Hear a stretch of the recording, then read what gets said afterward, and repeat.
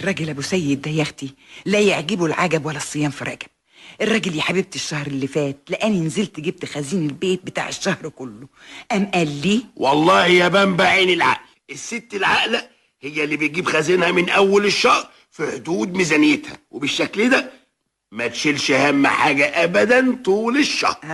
عشان تعرف يا ابو سيد انك متجوز واحده مدبره ومقتصده. عارف يا بنبع عارف، وعشان كده ابتداء من الشهر الجاي ان شاء الله هديكي الماهيه تتصرفي فيها زي ما انت عايزه، مش هاخد منك غير حق السجاير والمصاريف بتاعه المواصلات وبس. وفعلا يا اختي الشهر اللي جه وهل ما كدبش خبر، اداني الماهيه على داير المليل.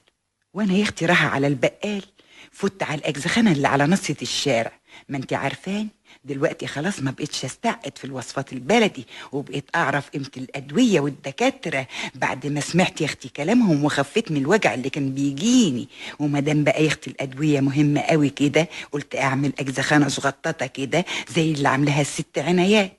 واول يا اختي ما دخلت على الاجزخي قال لي اهلا وسهلا خالتي بامبا، اتفضلي. اهلا بيك يا اخويا. بقول ايه يسترك اديني شريط اسبرين. طيب حاضر، اتفضلي. وده ايه ده يا اخويا اللي في العلبه اللي هناك دي فيتامينات مقويه يا خالتي بامبا. مقويه؟ خلاص. بقول ايه هات لي منها 5. 5 مرة واحدة؟ مش يا اخويا بتقول مقويه؟ احسن حاجه تقوي يا خالتي بامبا هي الاكل. ايه والفيتامينات دي بتساعد بس يا اخويا. هو انا عاد فيا حيل اكل ولا امضغ؟ هات. الله، وده ايه اللي في الصفيحه دي؟ ده دواء للصراصير. صراصير؟ لا يا اخويا بلاش منه، هو احنا هنقوي الصراصير كمان؟ بقول ايه امال الدواء اللي هناك ده اللي عرف؟ ايوه واللي جنبه كمان.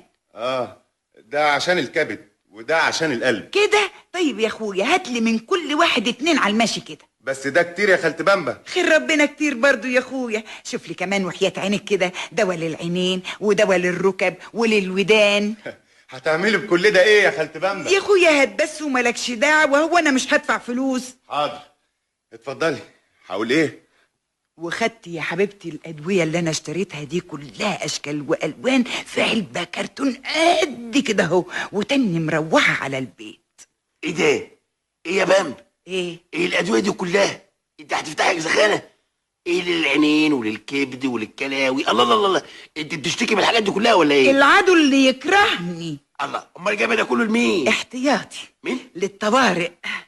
افرض جالك في بحر الشهر وجع في قلبك، وجع في مصارينك، الله، وجع في عينيك، وبعدين بقى يبقى ساعتها نعمل ايه؟ والله انت اللي باين لك جالك وجع في عقلك يا بامبا.